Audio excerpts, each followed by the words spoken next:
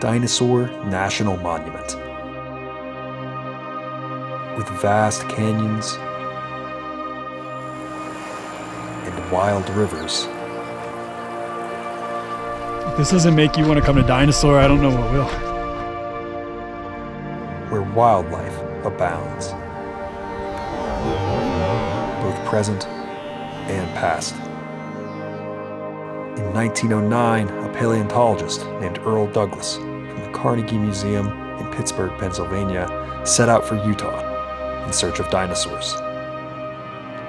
Fortune struck when he discovered 8 tailbones protruding from rock in the Utah desert. The area became known for its great bounty of well-preserved fossils, grand enough that in 1915, President Woodrow Wilson proclaimed that 80 acres be preserved as Dinosaur National Monument. By the 1930s, the small 80-acre site was expanded to over 210,000 acres, protecting the Green and Yampa River canyons and all its wonders within. I start my journey at the Canyon Visitor Center on the Colorado side of the park. So I'm driving down Harpers Corner Road, which is 31 miles from the Colorado Visitor Center, which is the Canyon Visitor Center. And I'm gonna stop off at all the different overlooks, old trails, anything I can. So about 15 or so miles, about halfway up the road, you get your first glimpse at the canyon. No one else out here. It's amazing.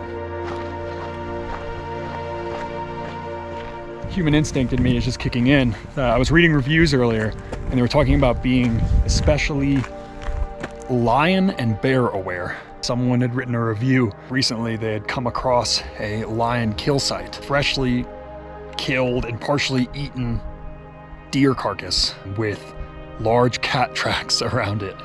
Now this was down in the canyon below where we're looking at Echo Park Campground, which is even more remote, another maybe 10 miles down the paved road and then 13 miles into the canyon. Mountain lions have pretty big range.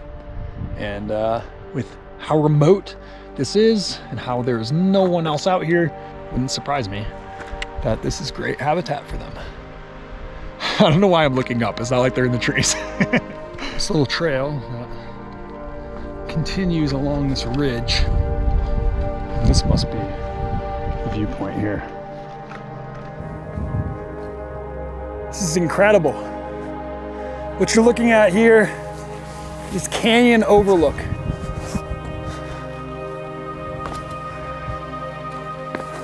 And you can actually see this ridge line up here. That is the end of Harper Corner Road. That is Harper's Corner up there. Harpers Corner Road is the main and most accessible highlight on the Colorado side of the park, unless you're exploring by raft.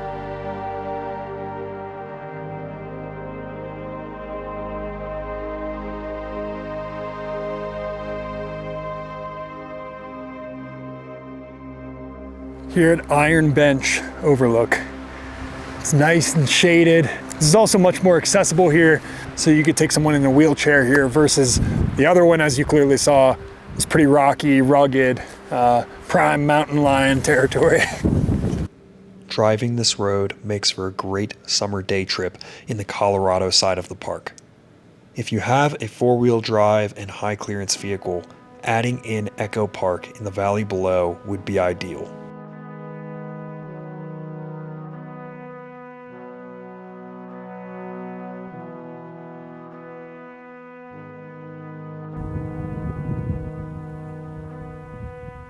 I think I'm all squared away. Bear spray on one side of my backpack and water on the other. The trail going down here, at the end of the road, is Harper's Corner Trail. Let's check it out. So to start this trail, you're walking through a forest of pinyon pines and Utah Jupiter trees. Extremely hardy trees, don't need a lot of water because it doesn't really rain here.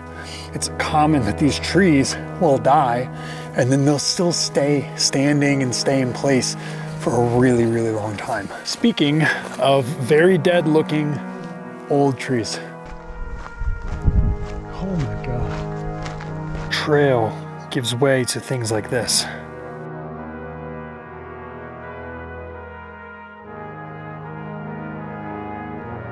Look at this. That is the Green River, and this is Harpers Corner. And what's amazing is almost no one comes here. Well, at least for now. This is insane. Oh my God!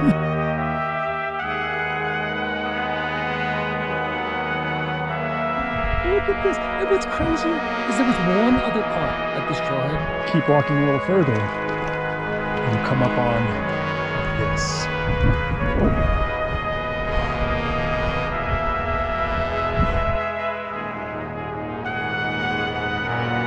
The end of the road, Harper's Corner. Take a look at what it brings you to.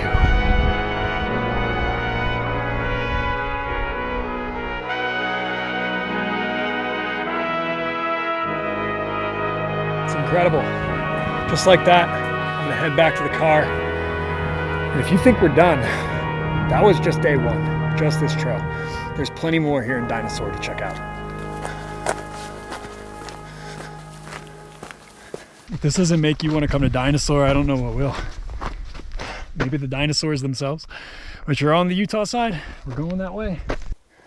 I couldn't have asked for a better end to the hike than this. All right, tomorrow's gonna be a good day.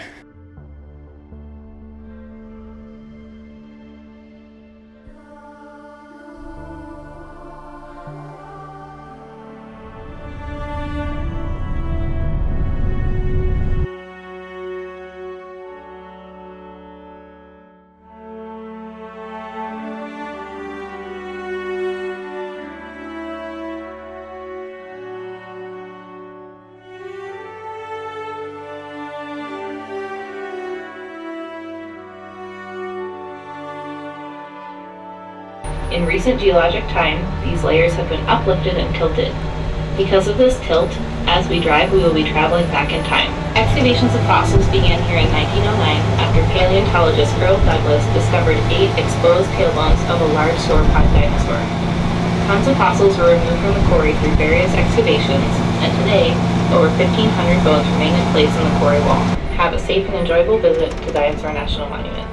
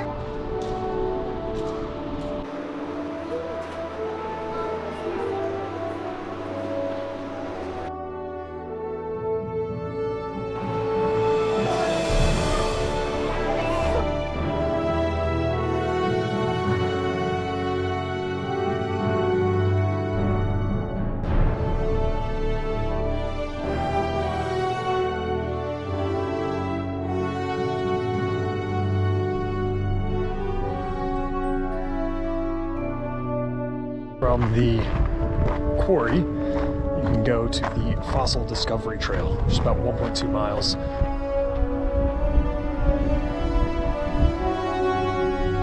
So we're just below the quarry center, which has a similar rock face like this.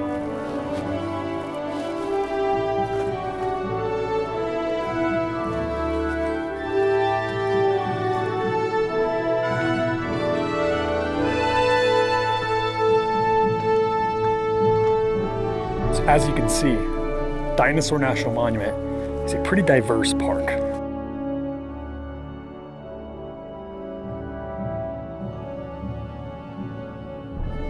So you can see the car way down there. And up here is Swelter Shelter. You can see petroglyphs and pictographs. The petroglyph portion is where they actually chisel out the rock. But then the pictograph portion are these painted areas where you can see where it's almost like there's coloring that hasn't washed away, which is impressive.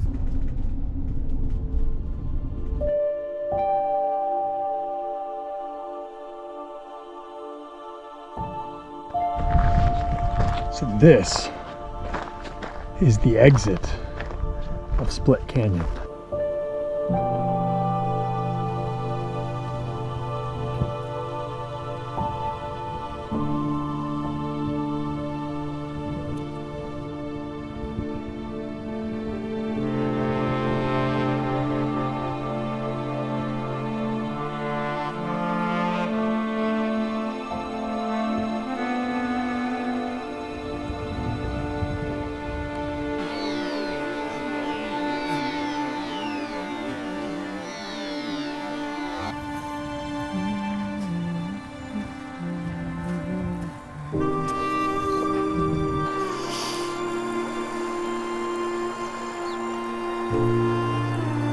Dinosaur's beauty speaks for itself. I'm just here to show it to you. Another incredible place in Dinosaur. Time to head out. There's plenty of wildlife down here. Sparrows, sheep, people.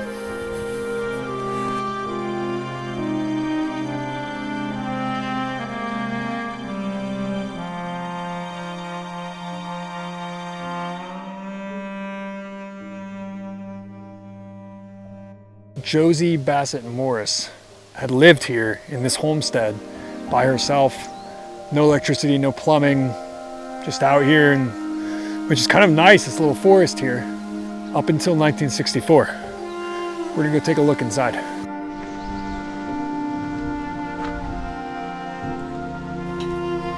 Wow. Wow, look at the old roof.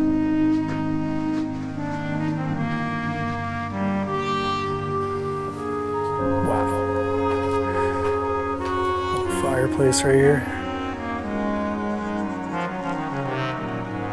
Can you imagine living out here for 50 years? Wow. You can see it's kind of caving in spots. Doors are ajar. Honestly, it's getting super stormy outside, which is a surprise. I could see dust whipping. Oh man, it's getting dusty. As if going through the abandoned homestead wasn't creepy enough. A windstorm and a dust storm behind this tree is kicking up right now. Wow.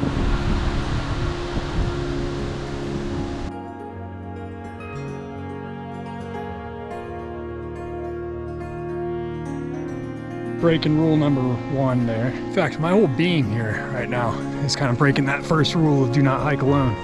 But I mean, what you gonna do? You gotta take some risks. I feel pretty good. I had a tripod as a weapon, but I also have bear spray on the side of my bag, accessible. Just gotta stick my arm back and grab it. So this is Box Canyon leaving from Josie's cabin.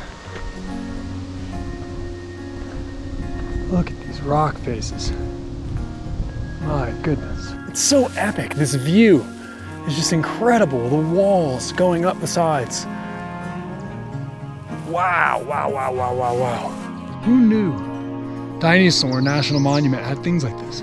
I think the fact that it's called a national monument and not a national park has really hurt its attendance, but helped keep it feeling like this little hidden secret.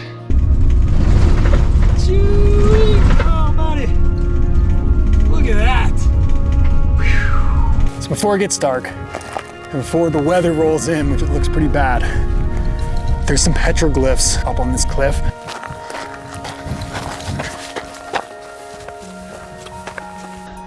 The ones here in Dinosaur and across a lot of parts of northeastern and central Utah are from a people called the Fremont people, or Fremont. I'm not sure how you pronounce it. But It was supposedly here in Dinosaur about 1,000 years ago when these were put up.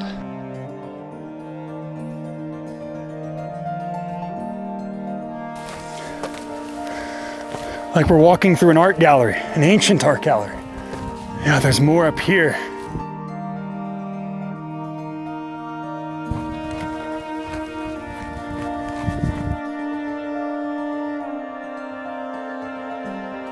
Now these ones are a little bit closer to the road.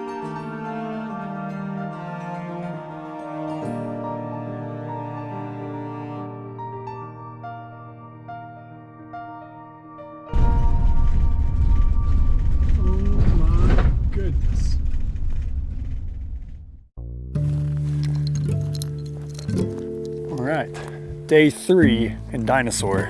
After spending the night along the Green River at the Green River Campground, we're gonna venture pretty far today, about 100 miles round trip.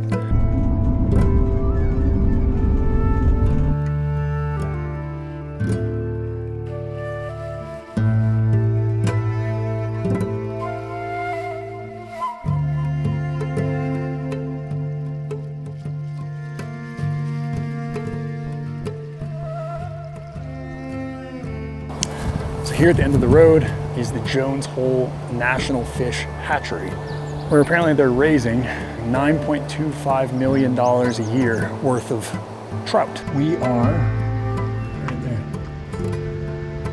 kind of the northwest corner of Dinosaur. Talk about how this trail has been used for thousands of years.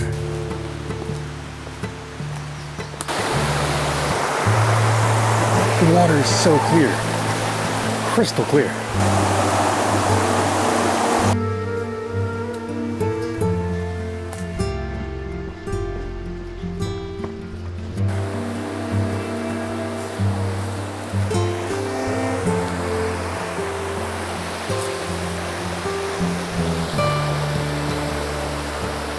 The trail has all sorts of little offshoots like this that I assume are for people to go fishing because they have lots of signage for hiking, but also for fishing. And you can see this crystal clear water is supposedly stocked with trout. And I assume if it ever started to run low on trout, they would just dump some from the hatchery.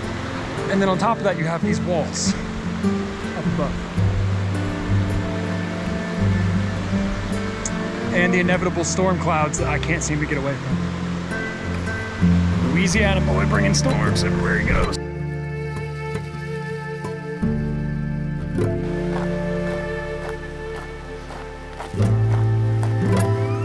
You know, I could actually check on my Garmin how tall these cliff faces are. I'm gonna tell you real quick. 72, almost 2,000 foot sheer rock faces. It almost looks like it's falling on you. It's like an optical illusion because of the shadows with the sun right now and these clouds. It looks like it's leaning.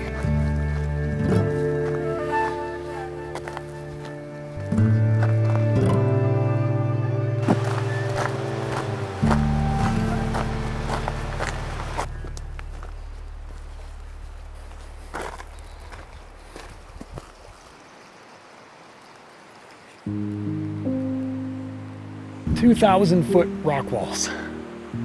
So tall, I can't even fit them in frame.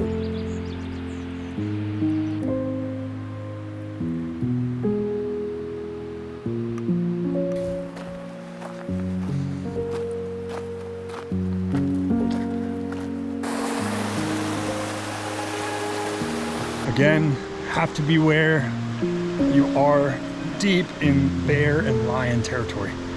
Especially in dense vegetation like this. It actually says, if you read the little pamphlet that comes with your bear spray, or at least the bear spray I bought, it talks about one of the places you really need to be careful is A, if you're downwind because they can't smell you. B, if you're along a loud sounding creek or river because they might not be able to hear you. And then C, if you're in dense vegetation, because you may turn a corner and show up on them. I might be in all three right now. Oh, the other thing it said about where you're most likely to find bears is near berries. This little path, because of the creek in this canyon, full of berries. There are berries everywhere. It's like a grocery store. So I followed the first spur trail I could find, which it didn't seem like it corresponded with the spot of the Deluge shelter on the map, but they had the little archaeology symbol saying up this way somewhere, but I've yet to find it. And I know this is not the one that was listed on the trail map, so I think I'm gonna keep going. I do have a nice view of the canyon now. So I'm up against the rock wall. Continuing up this little spur trail, pushing through the bush. Look at this.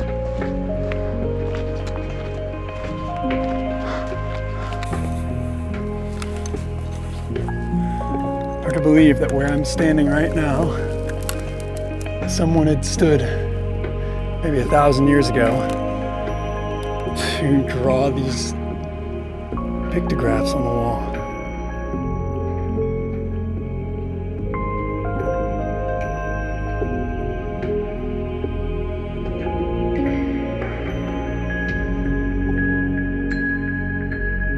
Follow this little trail upwards. There's a bunch more along the rock wall.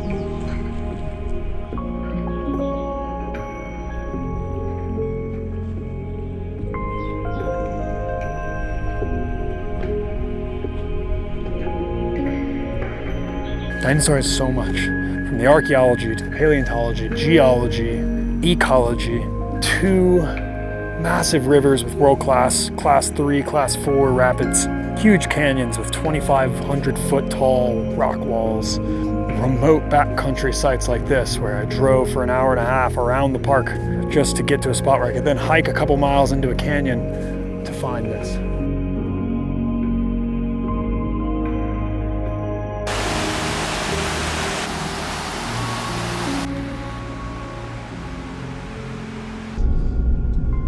Bye-bye fisheries. Canyon trail though. 10 out of 10.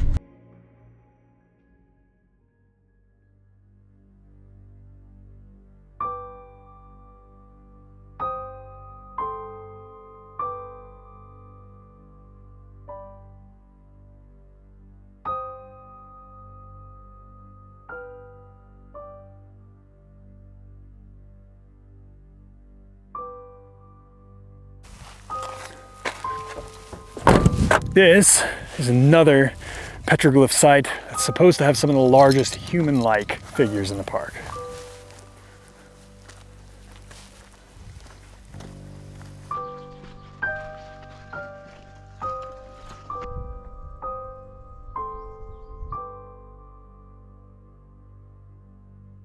As you just keep walking, you find more. Look at that.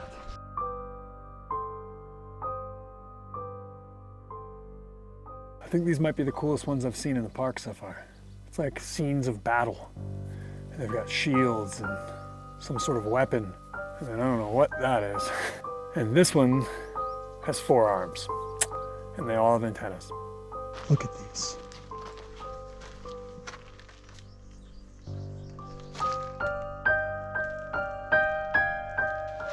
And as you continue on,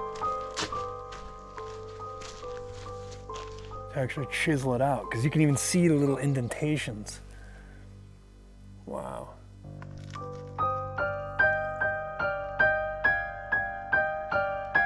It's so eerie and cool to be standing where these people stood 1,000 years ago and made these, and I'm by myself out here. I think this is the grand finale of petroglyphs. So intricate.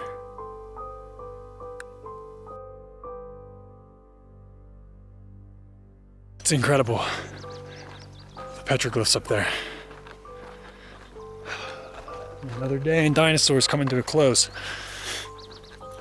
These are the last of the big hikes. I have one more hike in Lodore, which sounds like Mordor, and it's called the Gates of Lodore.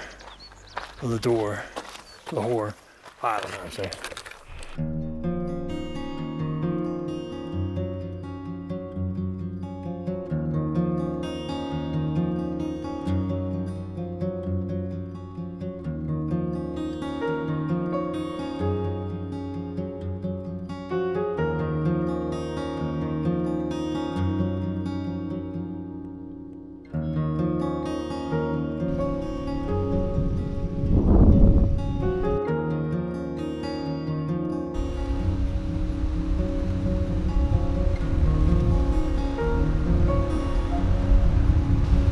Gates of Lodore, campground at the northern end of the Colorado side of Dinosaur. The canyon begins here along the Green River. So there's where I'm sleeping.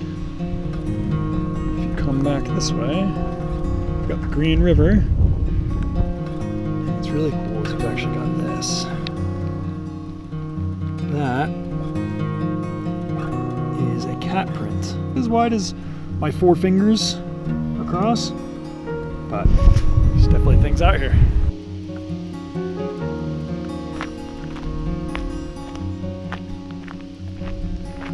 Once more into the bush, dear friends. Doing the Gates of Lodore trail from the campsite, which is here in the northern terminus, the northern end of Dinosaur. There's really nothing else out here. This is the only trail, and I really think the only reason why this even is a thing is because some people start their rafting trips from this spot. It just so happens that after I found those prints, a couple minutes later, the ranger who's staying here at the campground, he came by and I told him about it and asked if he's seen any cats recently, and he was saying there has been a mother bobcat, which those tracks could be. They did see a lion last season from camp, and just a couple days ago they actually saw a bear swim across from that side of the river to where I am now. We're definitely out here.